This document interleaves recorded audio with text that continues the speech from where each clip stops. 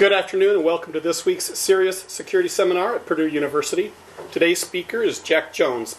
He's been employed in technology for 25 years, specializing in information security and risk management the past 18. He's worked in the military, government intelligence, consulting, and within the financial and insurance industries, including 5 years as a CISO for a Fortune 100 financial services company. He was recognized at the 2006 RSA with the ISSA Excellence in the Field of Security Practices Award. And in 2007, he was a finalist for the Central United States Information Security Executive of the Year Award. As a member of an international ISACA task force, he's currently helping to develop global standards for IT risk management. Please join me in welcoming Mr. Jack Jones. Thank you very much. Before I get into the meat of the presentation, I'd like to ask you what you might think this picture represents. It represents, in my experience, the business executive who just realized his next meeting is with one of us, a security professional. And you can tell he's really excited and thrilled at this prospect, right? And he's really excited and thrilled because in his experience, he's about to meet with this person, or he might as well be. All right, somebody speaking a very different language, maybe expressing, trying to get the executive to buy into things through fear, uncertainty, and doubt, and best practices that the tribe down the road follows, and grandpa followed, and that sort of thing. So, with that as kind of a backdrop. What I'll share with you today is the experience I've had over the last number of years in bringing security into alignment with risk management. And I say that because in my experience, it is very rare for an executive manager to care about security. I'm not sure I've ever met one. What they care about is risk. And there's an important difference between the two. So that's what I'll be talking about today, is kind of laying out my view of the differences between the two and my experience in making the shift between a security professional and a risk management professional, and more importantly, shifting that perspective and that approach within a large information security program in a very large company, and some of the successes we had there. I'll probably talk a little bit about some of the challenges we had too. So, as I said, we'll cover the difference between security and risk. Talk about making the shift and some use case examples, and then some of the benefits that fell out of that. So, risk versus security, what's the difference? And before I get into the specific differences too, let me share my first experience in my own lack of education on the topic. So I was the new CISO at Nationwide Insurance. And one of the first things you have to do as a new CISO is develop a strategy and then go beg for money. And so I developed my strategy and I went on my begging tour. And one of the senior executives that I sat down across from listened politely and then said, "So tell me, Jack, how much risk do we have?" Now, if he'd asked me, "Well, tell me more about the security problems we have," I could have talked all day. But he asked, "How much risk do we have?" I literally shrugged my shoulders and said, "Lots." And he said, "So if I spend this $12 million you're asking for, how much less risk will I have?" Less. As you might imagine, at an insurance company, that wasn't the ideal response. But I managed to get my money, and we did great things with it. But I left the meeting with my first taste of not understanding the difference between security and risk management, and realizing that there was a difference, at least in the eyes of management, and I'd better understand that if I'm going to be successful. So I've spent the last number of years evolving my own understanding of the difference and trying to become better at risk management and understanding where security plays and the role we play in that. So risk versus security, what's the difference? Very simply, I won't spend a lot of time getting into this, but security has this notion of protecting. All right? And a lot of times, definitions for security include statements like protecting against the possibility of harm or freedom from danger. All right? Well, first of all, there's no such thing as freedom from danger. That doesn't exist in the real world. All right? And we'll talk about possibility and probability in a minute, but that use of the term possibility is a subtle but important difference between a security perspective and a risk management perspective. So we'll talk a little bit more about that as we go along. And then risk, as I've defined it, is the probable frequency and probable magnitude of future loss. In other words, how often bad things are likely to happen and how bad they're likely to be. Now, there are a couple of important things to notice with regard to that. First, the use of the term probable. All right, so we have a probability issue. All right? But maybe more importantly, there's probabilities not only around the frequency of events, but also the magnitude of events. One of the things I've commonly seen and been guilty of more times than I care to think about in the past is characterizing a risk scenario for management. And even if I'm treating the event frequency as a probability, generally what we don't do is treat loss magnitude as a probability. We almost always communicate the worst case possible outcome. And worst case almost never happens. In all my years in security, I have been witness to more incidents than I care to think about. Right? Not one even closely came to worst case outcome. Not close. So if we're characterizing, the risk condition to management, and all we're doing is talking about worst case outcomes, we're inflating the risk statement, which is not allowing them to make a well-informed decision. And we're not doing our jobs then. All right? So, more about this. Information security, another consideration is information security is just one of the ways in which you can manage risk. You'll hear about, some people talk about transferring risk or avoiding risk and these sorts of things. So this is just one way for management to manage the frequency and magnitude of harm.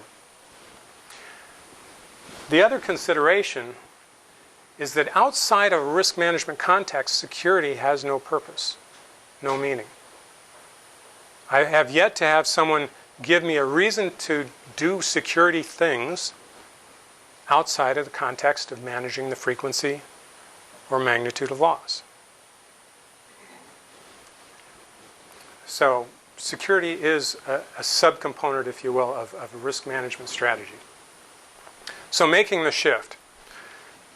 As I alluded to, one of the first things I had to do was come to terms with this whole probability issue, especially versus possibility.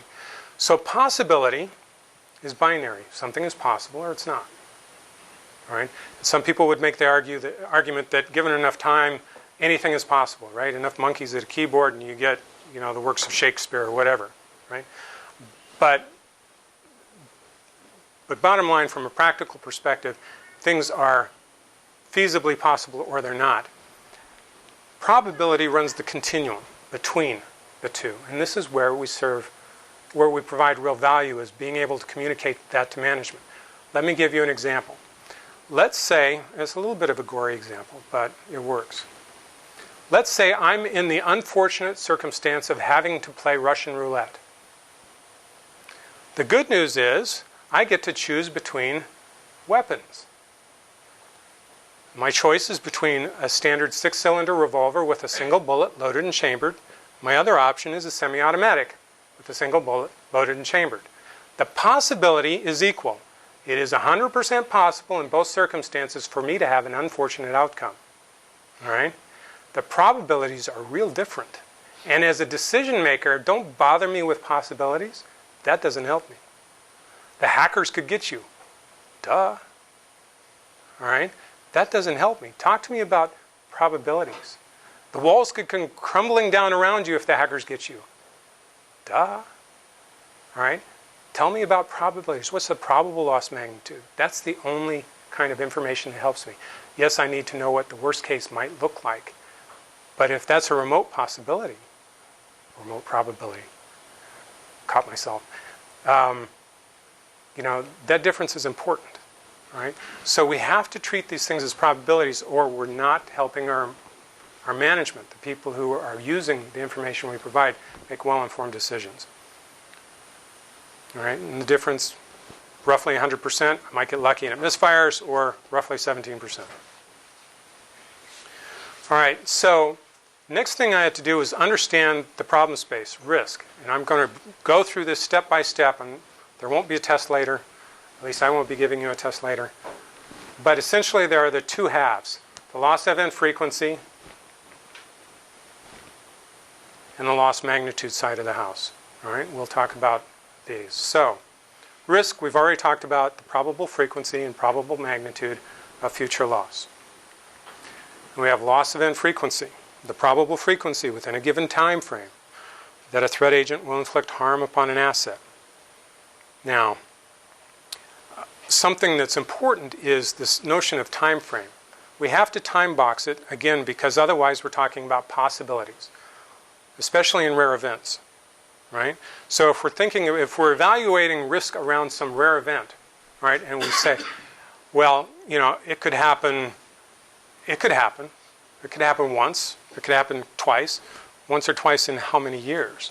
In order to compare that from a frequency perspective to the other risk issues we might be facing, we have to be able to make that distinction. So we have to time frame it.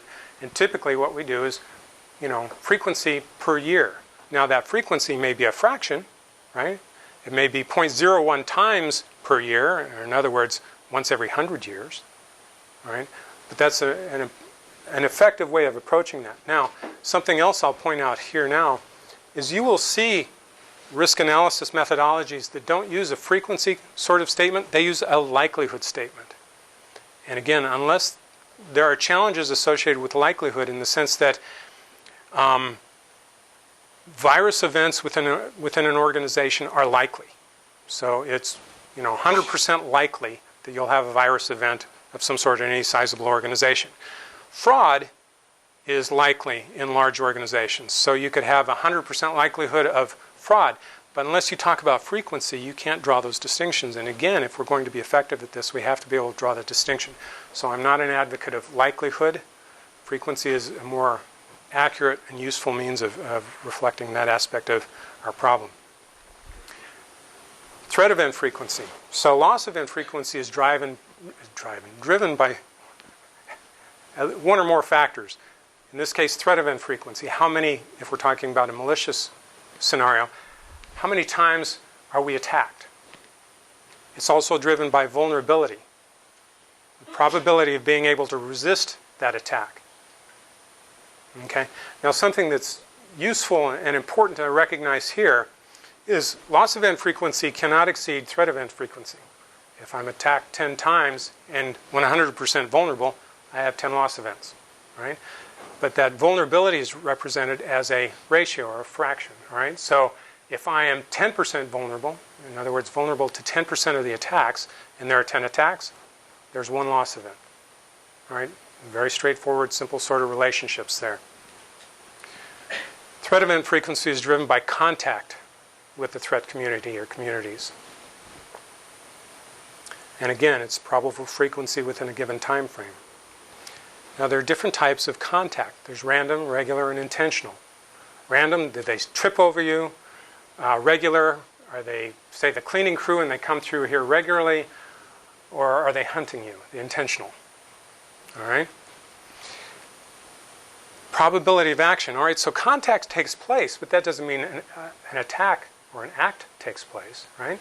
And so you have to have a probability of action. That probability of action is driven by a clicker. There we go. Value from the perspective of the attacker. What's in it for them? If you think about it, attackers are not much different than, say, the executives or you and us. We take actions based on the value, our perception of the value of that act, our perception of the level of effort surrounding that attack in this case, and a perception of how much risk exists for them. And we'll talk more about that in a minute because there's some real interesting implications from that perspective. So more on that in a minute. So we have some contact frequency, and we have, again, a ratio, probability of action, that provides us with our threat event frequency, and threat event frequency combined with vulnerability gives us loss event frequency. Fairly straightforward. It gets a little more interesting now. We talk about vulnerability. So vulnerability, the two factors that drive that are threat capability, all right, the force the threat agent is able to apply,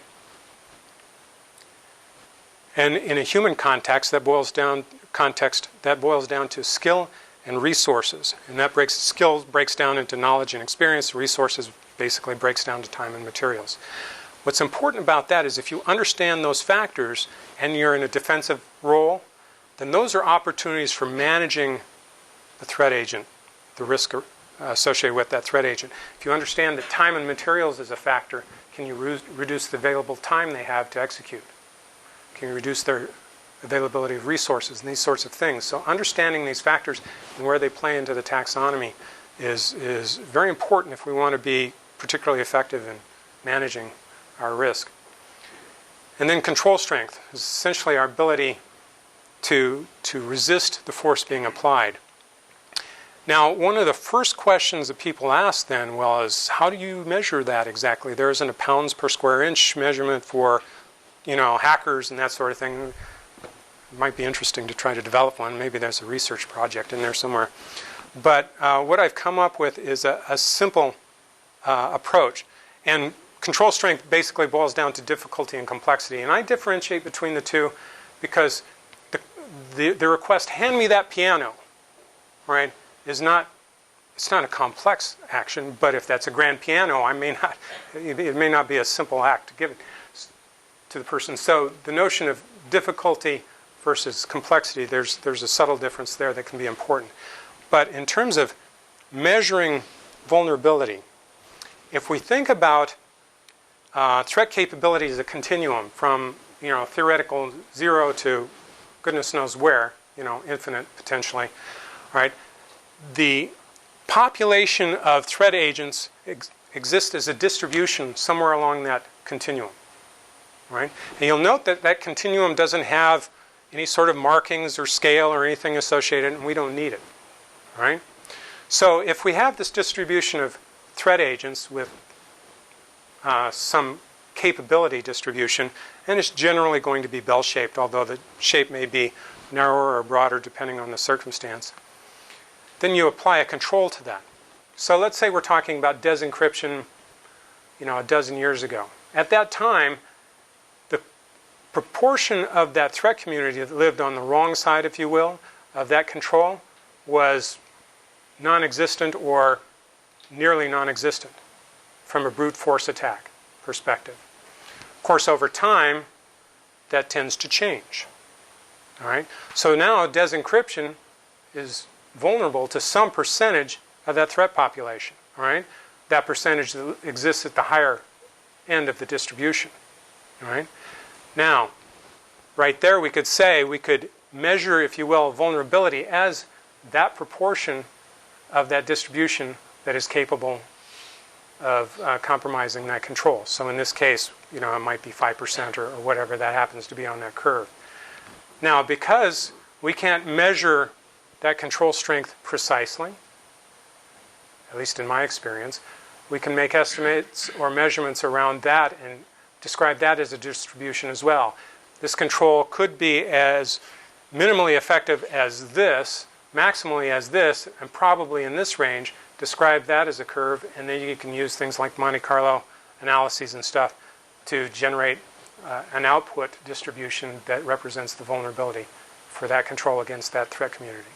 So that's an approach for measuring vulnerability that gets around this problem of an absence of scale and such, and is very effective.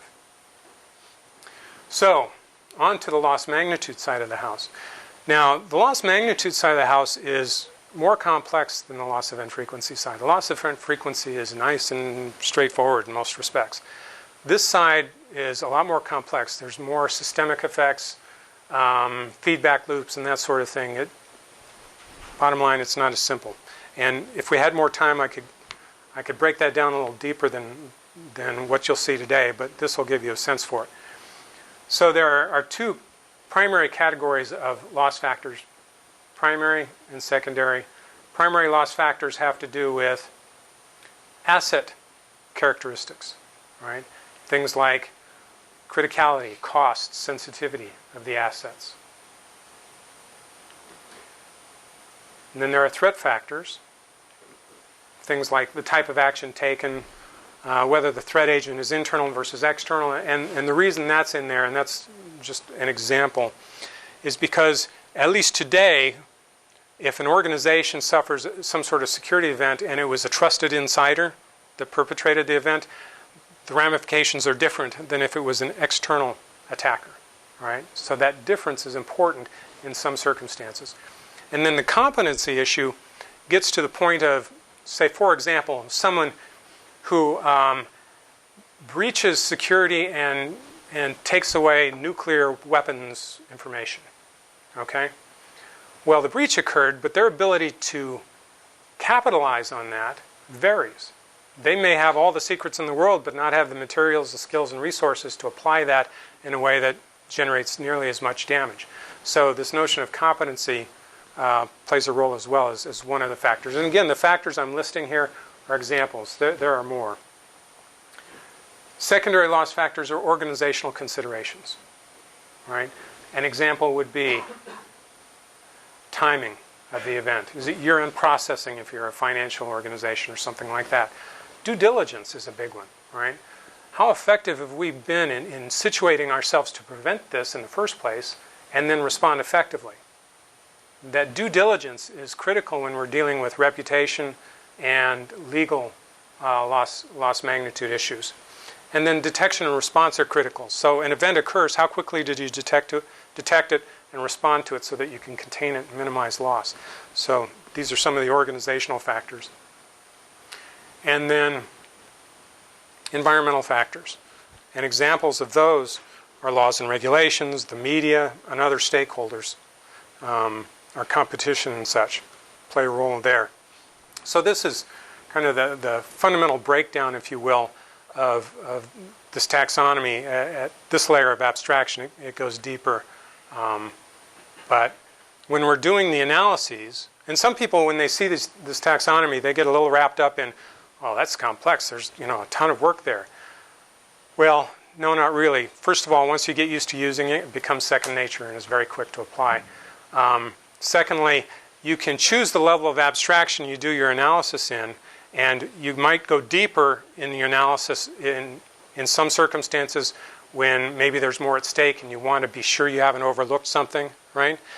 And other times you operate at a very high level of abstraction and you can do quick and dirty analyses and a good enough job for that circumstance, right? To apply your resources intelligently and stuff. So, don't let apparent complexity concern you, because you're in control of how complex you want to make it.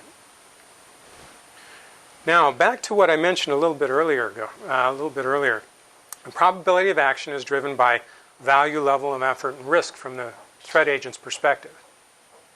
Okay. Now, what's interesting there is you see the bubble for risk there.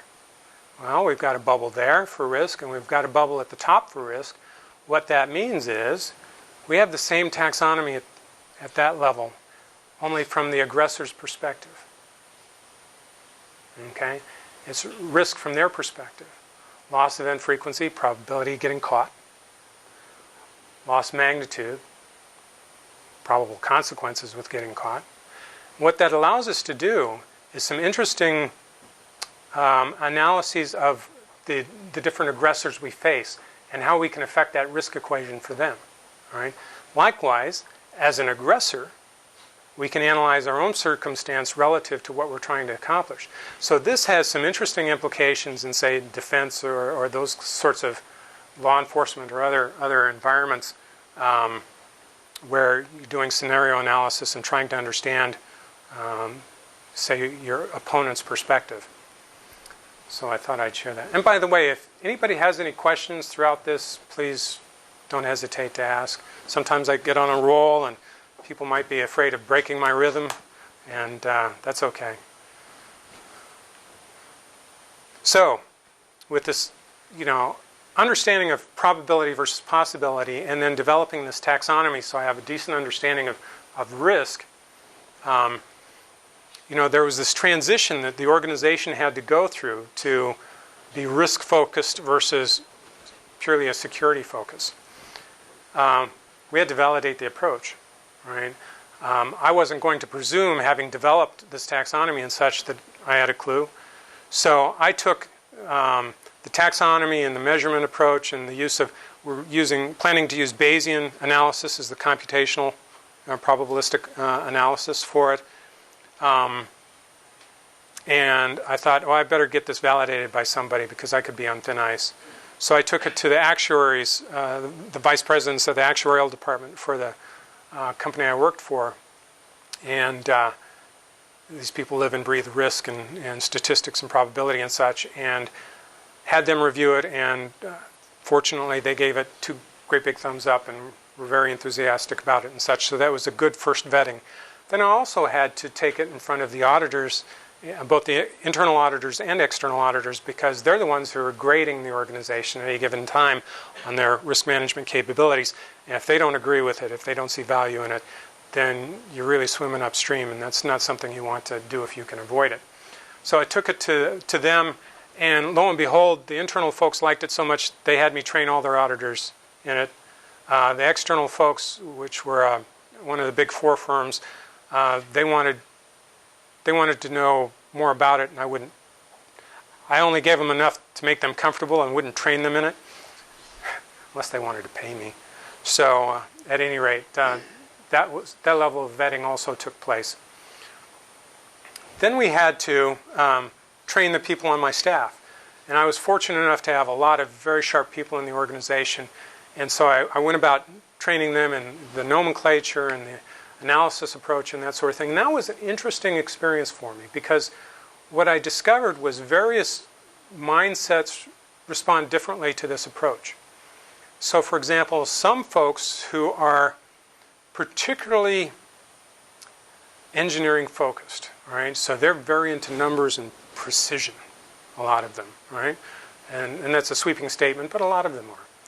And the concern I ran into occasionally with some folks like that was, well, if you can't measure it to 3 decimal points of precision, it's really not worth doing. Okay, well, that may be true in some circumstances, rocket science perhaps. But when you're talking about risk, precision is a pipe dream. Okay, there's no risk analysis that can defensively claim to be precise, because essentially risk is a projection of what could occur in the future, all right? And that's a dicey proposition, right? So, so we had to overcome, some folks who came to the table with that mindset, and then there were other folks too who were very experienced security professionals and had always taken a very specific approach to security, right? And they'd built their reputations on it, and this is what they were comfortable with. And by God, that's the only way it was done. And anything new just couldn't be truthful, couldn't be useful. So, worked with them too. Good news is, of all the people I worked with and trained, they all eventually came around to my way of thinking. Maybe it's the fact they worked for me? No, that couldn't be it. So at any rate, but I had to train them and make them competent in the analysis, and that was an ongoing process. And we'll talk more about how that turned out. Then I had to educate management. All right, and this was really important because management was used to us coming to the table with statements of high risk, don't do that. All right, and then oftentimes not being able to really do a good job of defending that conclusion or that statement, all right? We'd fall back on, well, it's high risk because the walls could come crumbling down around us, the bad guys could get us, these sorts of things. Statements around possibility rather than probability. And again, management's used to dealing with risk as a probability issue, and so if you're not speaking to them in those terms, they don't understand it. So, again, what they're used to is us coming to the table with these statements of, these Chicken Little statements, right? And oftentimes they would discount us then. They'd quit listening when we walked in the door. We had to tell them, no, we've changed our approach. This is how we're approaching it now. And so when we talk about something being high risk, there's numbers around that, and you probably want to pay attention. I'll talk more about that in one of the use case examples. And then we had to integrate it with our security processes, the things we do. Policy exceptions come in, right? As they always will. And the ability to analyze the risk associated with that and put that in a statement to management so they could make a decision as to whether to approve it and that sort of thing. And other examples, again, which we'll touch on in a minute. So those were some of the steps. Now, the use case examples I'm going to be sharing with you are the details have been changed to protect the innocent. All right, I can't share with you the details around them because they represent real risk for real companies. But I'll share enough and change the details enough that you'll get the gist and see how it was applied. So, in the beginning, we articulated risk in a very simple fashion for management when we first started using this. We essentially had a chart with two axes. You may have seen something similar to this where you have loss magnitude on one side and loss event frequency on the other, and the intersection is your risk point. Okay, and we used that at first, and it actually was very effective. And I'll show you one example of how we use that. Now we've evolved, and our analyses and the information we provide to management is a little different. And these are just some of the examples from one analysis we performed recently for somebody. But there are other ways of carving up the data. We can basically carve up our analyses in a whole lot of different ways and do all kinds of sensitivity testing and such that we weren't able to do originally. And again, if we had a lot more time, I could share some of that with you. But here's a simple example. There was a situation, one client / employer, where we had identified a risk issue, and essentially a rough approximation of the technology involved was we had a business partner connected to the internet, connected to our DMZ, connected to our core. Now, you look at that and you think, well, you have a DMZ, you have firewalls, that seems cool, okay. Well, yes, it would be, except there was also some of our consumer information in the business partners' offices, in their network. All right, not a lot of it, but a little bit. All right, sensitive consumer information. Also, because of the nature in which they were connected to the DMZ, they were logically pretty much in the DMZ. So if you owned one of their workstations, you really were pretty much in the DMZ, and that first firewall was an expensive router. All right. Well, you're thinking, well, okay, but you still have a firewall between you and the core. Well, not really, because you're passing Microsoft protocols and some other protocols through there, so what you've got there is another really expensive router. All right? So you have essentially pass-through from the internet to the partner, to the DMZ, to the core. Now, there were some controls in place if it wasn't just wide open or anything like that, but there was still a significant amount of risk associated with this. Now, I managed to garner a grand total of 15 minutes with executive management on this issue. And the reason that was important was dealing with this was going to cost big bucks. Not only big bucks in terms of actual dollars and cents, but big bucks in terms of political capital in dealing with the partner, business partner. All right? It was not going to be a simple issue. And there was nobody under executive management that would begin to touch this as a result. So I weaseled 15 minutes with executive management. Now, as you might imagine, they don't have a lot of time to read stuff. I couldn't put together a 4-page or 6-page summary, all verbiage, and expect them to read it. I mean, if it was going to be more than a page, they weren't going to read it, pay any attention to it. Besides, it was relatively complex. What you're seeing here isn't so much, but the real scenario was more complex. And, you try to describe that in verbiage, it was problematic, all right? So what I did is I took a diagram, a single-page diagram similar to this, that had, this sort of illustration of the elements in play, and then I characterized risk at each level. I may need a new battery in my clicker here. Okay, so there's certain risk level because of the information in the business partner location, right? There's risk at the DMZ level, and there's risk at the core. Now, the points here, point A, let's see if I can, my mouse is not going to show up. point A, which you may or may not be able to see very clearly on the leftmost graph. It is the rightmost point on the leftmost graph or chart, is the current state. All right, high frequency, low impact, because there isn't a lot of data. There's some data, but not a lot of data. Right? If we applied a set of controls, we could drive that risk point to point B, reduce the frequency, and reduce impact a little bit. Okay? Now what's interesting in this is the risk in the DMZ zone. What you're seeing there is point A is current state. There's a higher concentration of assets there, so the loss magnitude is greater. Loss event frequency is lower because there are some controls in place. But what's particularly interesting is point B.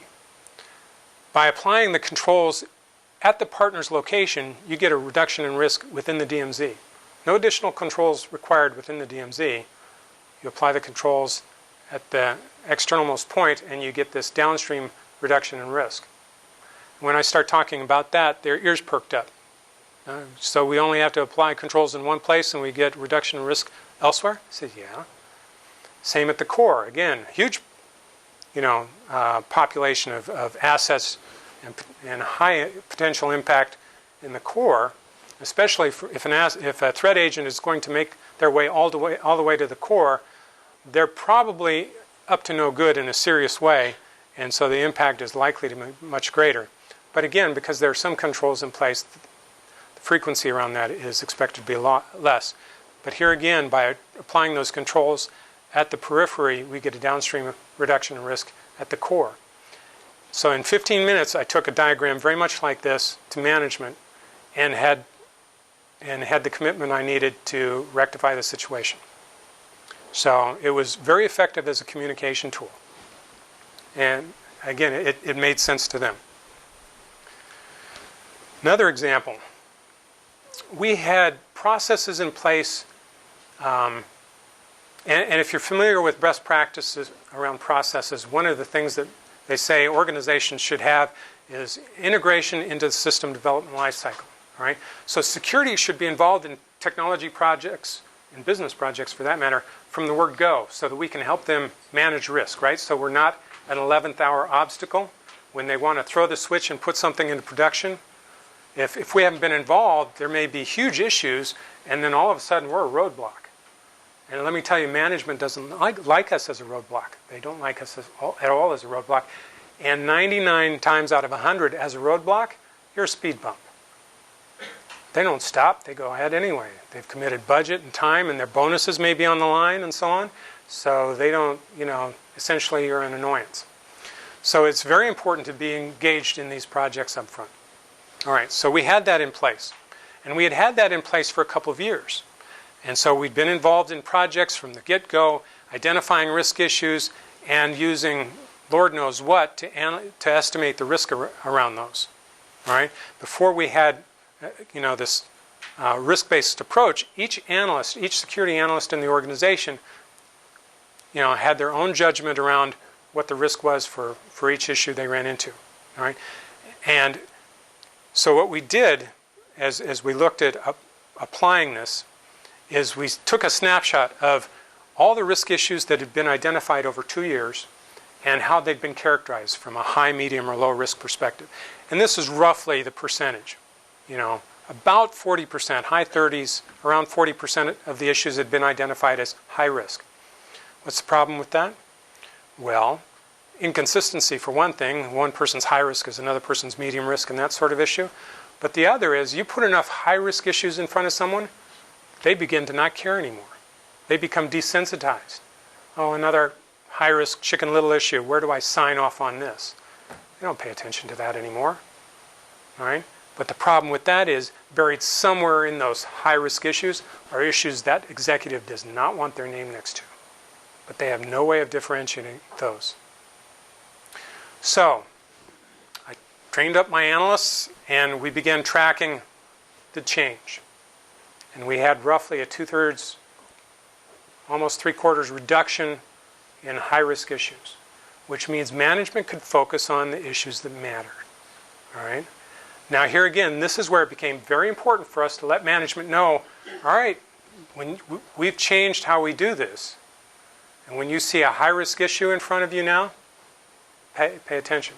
Now, we're still using this qualitative term high risk, but that's mapped back to predefined levels, all right, as approved by management. So these numbers equal high risk to them. So it makes it a simpler comparison.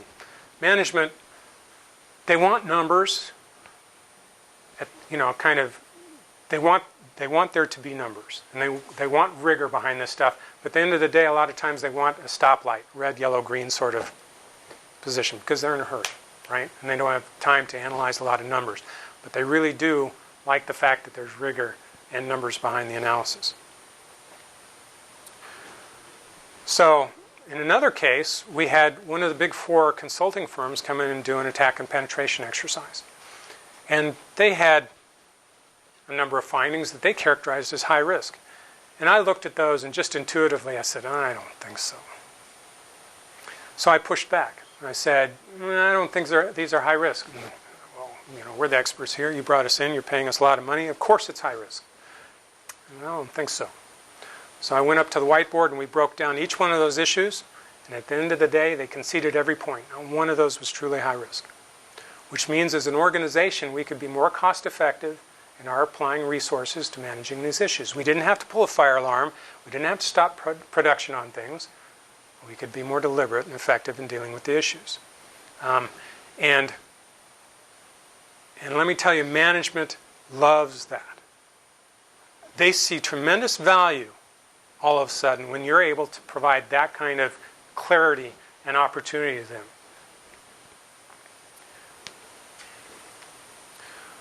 So, in another instance, we had identified a risk issue, significant risk issue that we thought needed to be addressed. And we analyzed 3 different approaches for mitigating that risk. Option A, best practice, and two approaches that you wouldn't characterize as best practice. It isn't common practice.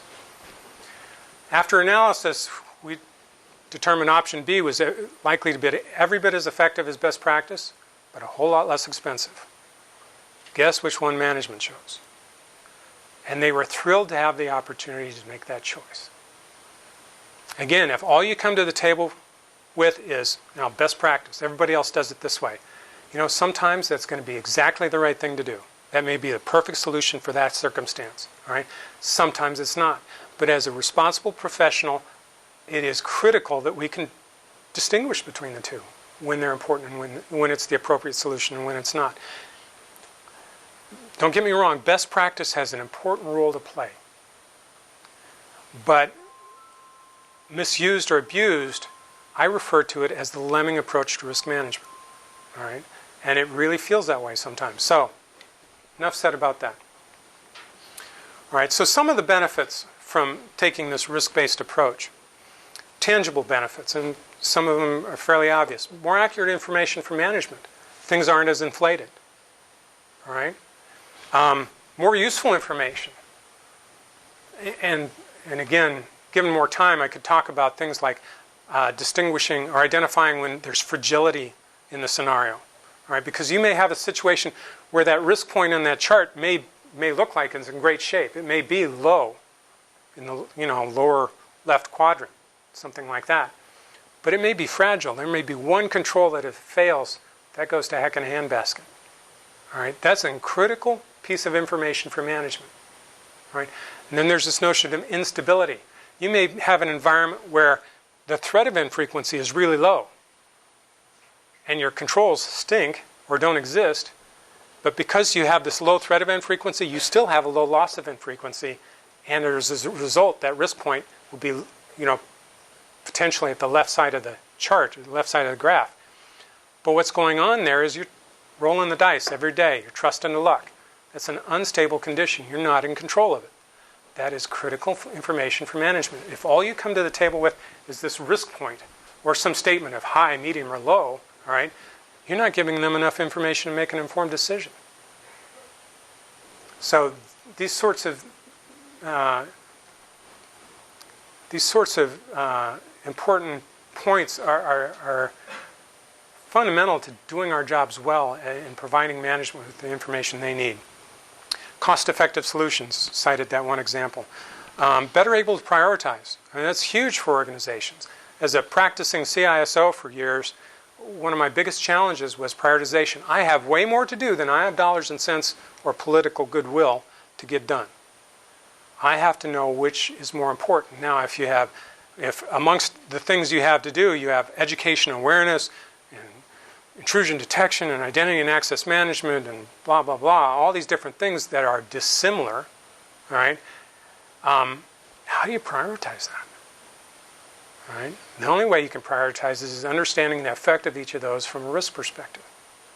So, and then fewer fire drills, again, which gets down to being more cost-effective and prioritizing. The intangible benefits were important. For the people in my organization, they felt far more comfortable and confident in their ability to defend their conclusions and recommendations. And that was an intangible benefit to them as a professional. And the other intangible was the increased credibility for us as an organization within the business. Management viewed us differently. They came to us. We began being viewed as trusted advisors, which is a term that's overused, but it's an important thing. They began viewing us as someone there to help them rather than somebody there as an obstacle. They're trying to manage risk with limited resources across a lot of different risk domains. They've got insurance risk and investment risk and market risk and goodness knows what other risk to deal with, all right? And IT and information risk is just another one of those silos for them to manage. And so their confidence in our ability to provide them with the means of being better at managing that was really important. And it changed the relationship. So, having said all that, anybody have any questions? Hopefully questions. Hard questions, easy questions, any question. If nobody asks questions, then I become afraid that y'all slept through this. And I saw eyes closed, but I figure you're just listening harder when your eyes are closed. I didn't hear anybody snoring. So, Jack, I have a question, or actually more of a comment that struck me when you were talking, that just towards the end of your presentation when you talked about the Big Four accounting firm came in, made suggestions of best practices and things to do. You pushed back and they conceded on some of these points. You had to have had some sleepless nights that had maybe a low probability of something happening, but a high impact event that happened, and the C-level and the company would have said, this is exactly what the big accounting firm, the big consulting firm said we needed to guard against, assuming that one of their best practices had addressed this. You had to cause yourself some very sleepless nights that even though if you'd have gone against the experts, that you're putting your neck out there. Yeah, that was concern. There was risk from my perspective in going down this road and developing this stuff and relying on it. And yes, especially at first, I wrestled with that a lot. And especially when I would come up against my own demons, if you will, where I would have been I had for years practiced security in this fashion, and now I'm learning that, you know what, I was doing it wrong in that aspect of it. That didn't feel good. And I challenged myself. I said, well, I can't have been wrong for all those years. It must be the new stuff I'm developing that's wrong. And I would beat that up pretty thoroughly, trying to, become comfortable with the result. And in every instance, I'd been wrong all along. But to your point, yes, there was that concern about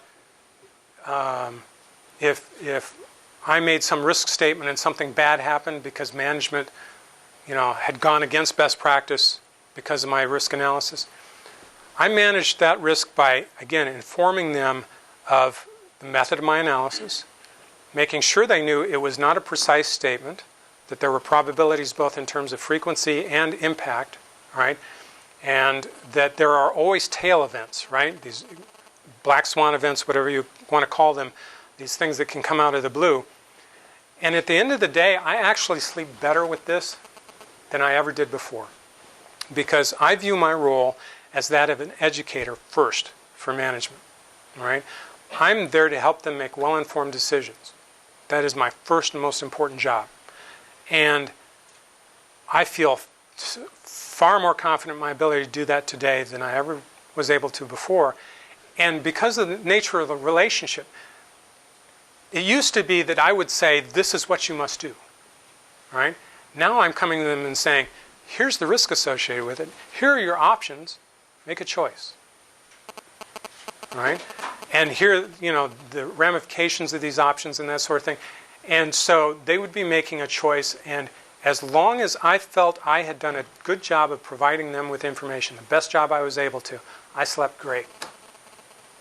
And could organizations being what they are, had the black swan event occurred, they might very well have pointed their bony finger at me and said, be gone.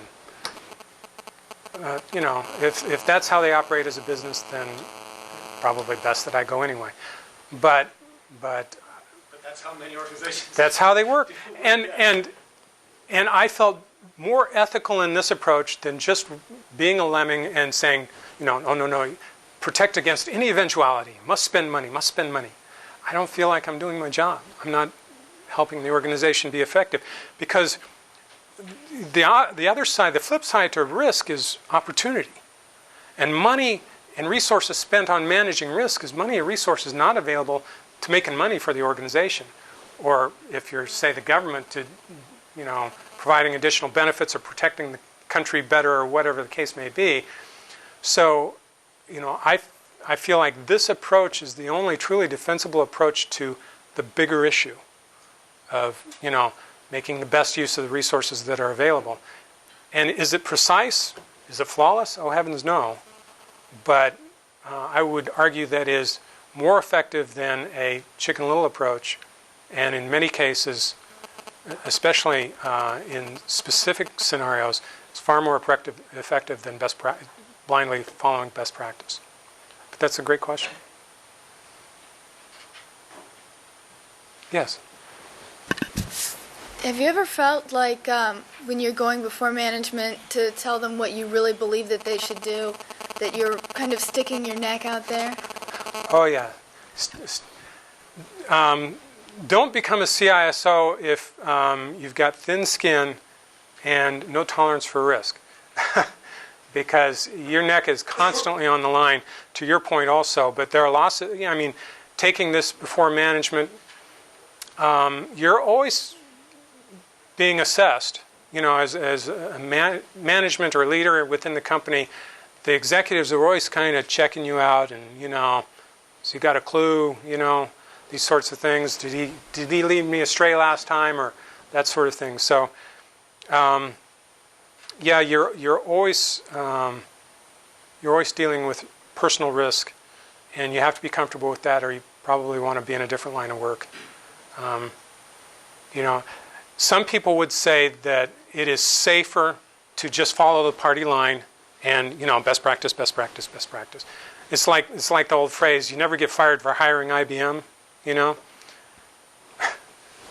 I know a specific exception to that. It's a friend of mine. but that may be true, but I don't think it's ethical, is my perspective. It's a coward's approach or something, but good question. Yes?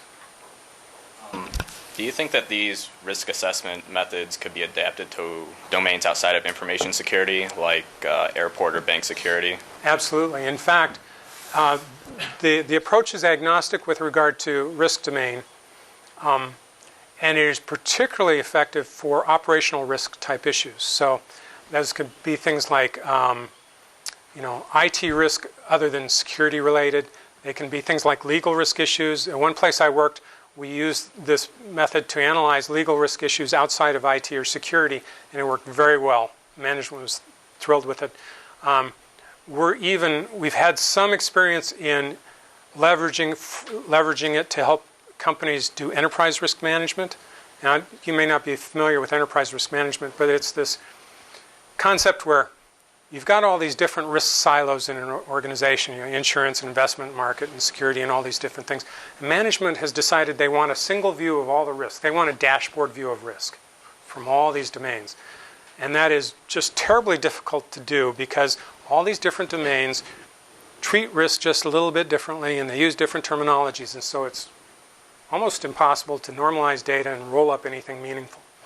But what this can serve as, and what we're exploring with enterprise risk management organizations, is using this as a normalizing layer between these, the data sources from these different risk management silos, and allowing us to normalize the data and then roll it up. So, bottom line, yeah, it's broadly applicable, and seems to have a lot of promise in that regard.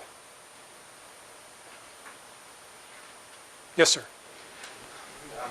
Some or maybe most of the students receiving this class are going to end up having a career in information security. Considering your experience, how do you advise our students to deal with this dilemma? If nothing happens, it means the CISO doesn't have a job. If something bad happens, the CISO is in trouble. Yeah. How they're supposed to deal with this thing? So the question, and I'm not sure, was the mic on, do you know, for that? Yeah. Okay. So, how do you deal with that aspect of it? If nothing bad goes on, they spent too much, and were you really necessary in the first place? And if something bad happens, then where were you anyway, and why have I paid you anything, right? Again, that kind of comes with the territory. And so you have to, the practical reality is some organizations, the cultures in some organizations are going to look for a scapegoat. And they aren't going to think deeply enough about your value proposition to recognize what you bring to the table even when something bad doesn't happen. But a couple of things. First of all, something bad always will happen. You will have incidents to deal with, guaranteed. All right? Most of them, hopefully, will be smaller. All right? Some of them will not be. All right? But there will be incidents. And you will have an opportunity to do a couple of things when those incidents occur. You'll have an opportunity to manage them, right, and manage the impact they have. And that's a great place to fall flat on your face or to excel. Okay?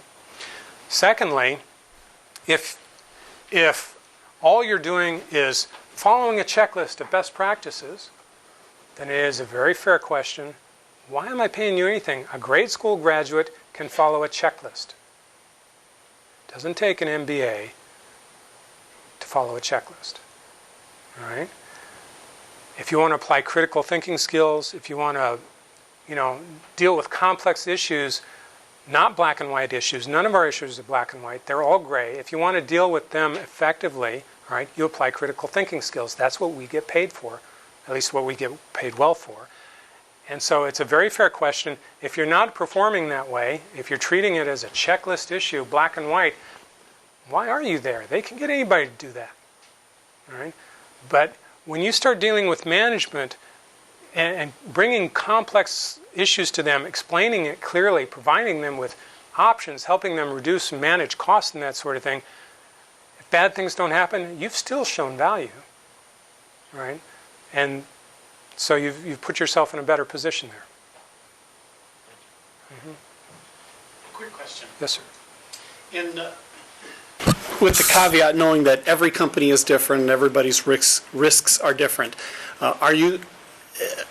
can you pinpoint a common practice that everybody assumes is a best practice that almost across the board, regardless of who you talk to, is one of those things that can probably fall in that it's not the most effective thing you can do for security? Well, I can come close to that.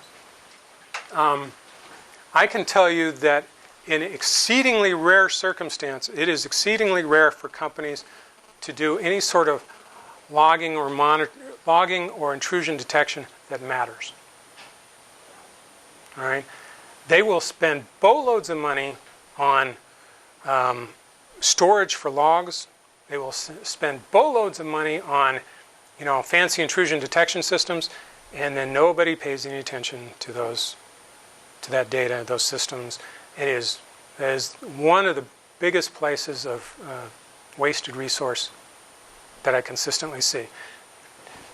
Intrusion detection, log monitoring, and that sort of thing has tremendous value to add, but it is not cheap, and it goes way beyond the cost of the device. All right?